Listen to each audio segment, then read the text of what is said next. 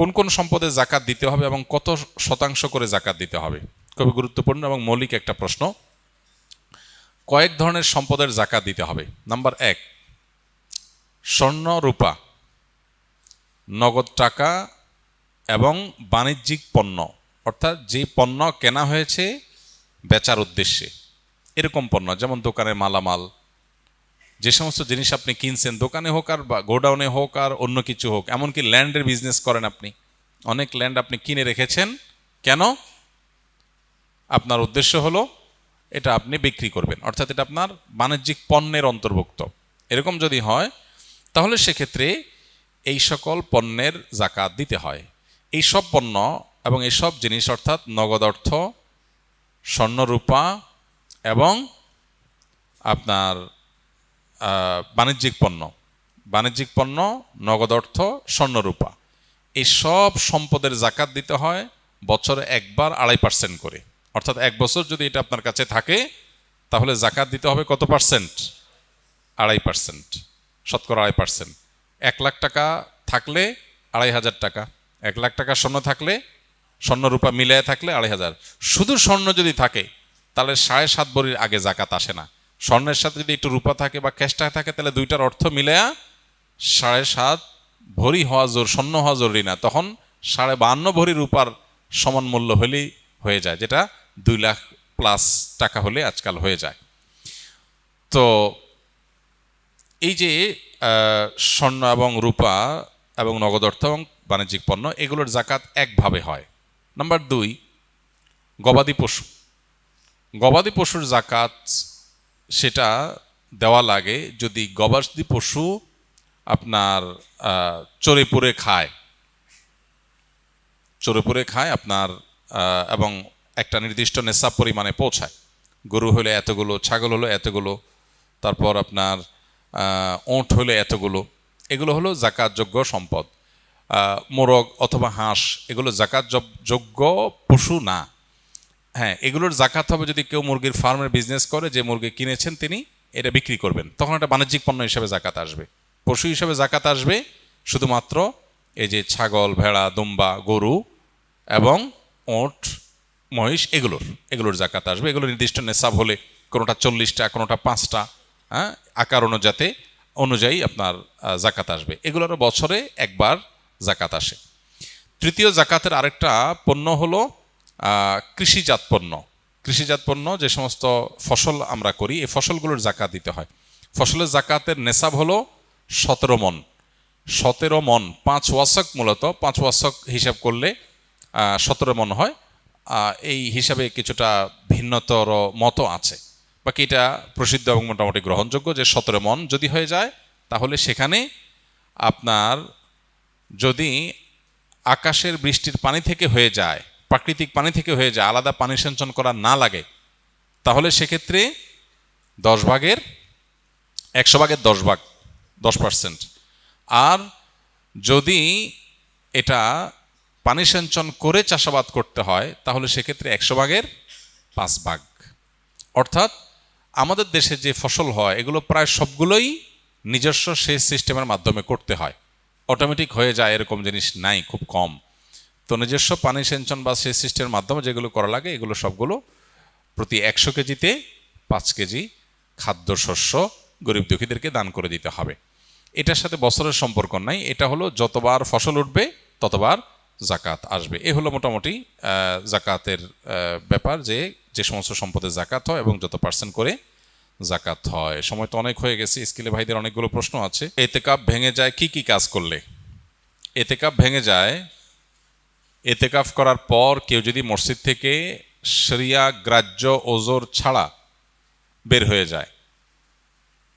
আপনি এতেকাফ করতে আসছেন, এতেকাফ করতে আসার পরে আপনি বাহিরে চলে গেছেন, একটু মার্কেটিং করা দরকার ঈদ সামনে, তাহলে আপনার এতেকাফ ভেঙে যাবে। শরিয়া গ্রাহ্য ওজর কি?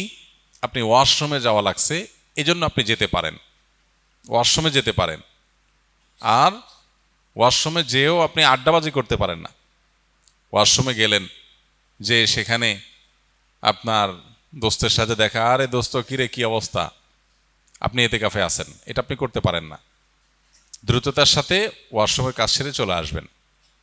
এর বাইরে মসজিদে যাওয়ার আমাদের নেসেসারি একেবারে খুব না হলে নয় এরকম আমাদের ইম্পর্ট্যান্ট নিড বা প্রয়োজন আর কি আছে? খাওয়া দাওয়া আছে।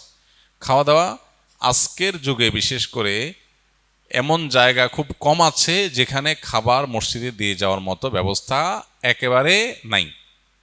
এরকম মানুষ খুবই কম। বাসা বাড়িতে লোকজন আছে, কেউ না কেউ খাবার দিয়ে যেতে পারে, কাউকে রিকোয়েস্ট করলেও কেউ দিয়ে যেতে পারে। অতএব এরকম ব্যবস্থা যদি থাকে তাহলে খাবারের জন্য বাইরে যাওয়া জায়েজ নাই। হ্যাঁ, কারোর যদি এরকম হয় অবস্থা যে তার খাবারের জন্য কেউ খাবার এনে দেওয়ার মতো নাই, তাহলে এরকম নিরুপায় যদি কেউ সত্যিই হয়, এরকম কোনো মসজিদ থাকে যে আশপাশে কোনো মানুষজন নাই, বাসা থেকে খানা আনার মতো কোনো মানুষ নাই, তাহলে তিনি খাবারের জন্য যেতে পারবেন, খেয়ে আবার চলে আসবেন। খাইতে গিয়ে আবার বাসায় আরেকটা খাজুরি আলাপ করতে পারবেন না।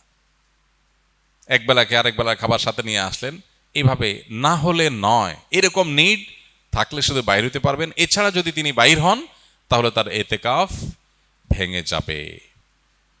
আর এমনিতে কিছু কাজ আছে যেগুলোর কারণে এতেকাফ ভাঙবে না, কিন্তু এতেকাফের কোয়ালিটি কমে যাবে, এতেকাফের গুণগত মান নিচে নেমে যাবে। সেগুলো কি? সেগুলো হলো এতেকাফে বসে আপনি শুধু ঘুমায় কাটালেন, 355 দিন অনেক কাজ কাম, অনেক ব্যস্ততা, ঠিকমতো ঘুমাইতে পারেন না।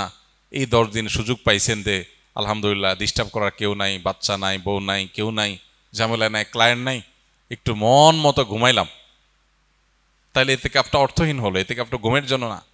আবার আপনি এমন করলেন যে অন্য সময় বন্ধু বান্ধবের সাথে এত আড্ডা মারার সুযোগ পান না, 2-4 দোস্ত মিলে একসাথে কোনো এক মসজিদে এতেকাফে বসলেন, এবার একেবারে চুটিয়ে আড্ডা মারলেন। এগুলো এতেকাফের কোয়ালিটিকে নষ্ট করে দিবে। আর যদি আপনি ভারসাম্যের সাথে একান্ত প্রয়োজনীয় আলাপ করলেন আর বাকি সময় হয়তো মগ্ন থাকলেন, সেটা অর্থবহ এতেকাফ হবে। আল্লাহ আমাদেরকে ভালো করে এতেকাফ করার তৌফিক নসিব করুন। এতেকাফের ক্ষেত্রে আমাদের মধ্যে যে ভুল ধারণা আছে সেটা দূর করতে হবে। প্রান্তিকতা যেটা আছে সেটা দূর করতে হবে। আমি আমার ছাত্র জীবনে একবার এতেকাফে বসছিলাম, মনে আছে, বহু বছর আগে। তো যেখানে এতেকাফে বসেছি আমার সাথে এক বৃদ্ধ মানুষ বসছিলেন এতেকাফে। তো শীতের সময় ছিল তখন, রমজান, অনেক শীত, মসজিদে একটু ঠান্ডা বেশি। আমি হঠাৎ করে দেখি যে মুরব্বি নাই। তো দেখলাম মুরব্বি কই গেল, ওয়াশরুমে গেলে তো এত সময় লাগার কথা না। পরে তাকায় দেখি যে মসজিদের সামনে বাইরে ঘাস বিছানো মাঠ, উনি ওখানে রোদ পোহাইতেছেন। পরে বললাম, মসজিদে বললাম, চাচা এতেকাফ অবস্থায় তো রোদ পোহাতে বাইরে যাওয়া যাবে না। তো উনি খুব জোরে ধমক দিলেন। আমি ছোট ছিলাম, মাদ্রাসায় পড়ি তখন। বলছে, হ্যাঁ তোমার মাথা, এতেকাফ ভাঙা এত সোজা মিয়া? আমি কি কারোর সাথে কথা বলতেছি? আমি রোদ পোহাইতেছি। তো এরকম ধারণা আমাদের সমাজে অনেকের মধ্যে আছে। আরেকজনকে আমি দেখছি, আমার মসজিদে উনি এতেকাফ করতে আসছেন, পরে হঠাৎ দেখি নাই, অনেকক্ষণ পরে আসছে। কেউ কই আসেন? বলে আমি ধান রোদ দিতে গেছিলাম, ধান শুকাইতে গেছি। ধান টান শুকায় আবার উনি চলে আসছেন এতেকাফে। তো যদি কারোর এরকম নিড থাকে যে তার বাহিরে কাজ করতে হয়, যেমন অফিসে জব করতে হয়, তার ছুটি নাই, কোনোভাবে ছুটি ম্যানেজ করতে পারেন নাই তিনি, তাহলে তিনি নফল এতেকাফ করতে পারেন। কিভাবে? মসজিদে গাট্টি বসকা থাকলো, যখন বাইরে চলে গেলেন তার এতেকাফ শেষ হয়ে গেল, যখন ঢুকলেন যতক্ষণ থাকলেন ততক্ষণ এতেকাফের নিয়ত করে থাকলেন। রাতের ইবাদতটা মসজিদে ভালোভাবে হয় বাসার চাইতে, সে নিয়তে থাকলেন, এটা হতে পারে। কিন্তু সুন্নাহ মাসনুন যে এতেকাফ, সেটা হলো পরিপূর্ণ সময়টা, দিন রাত পুরোটা সময় মসজিদে থাকা।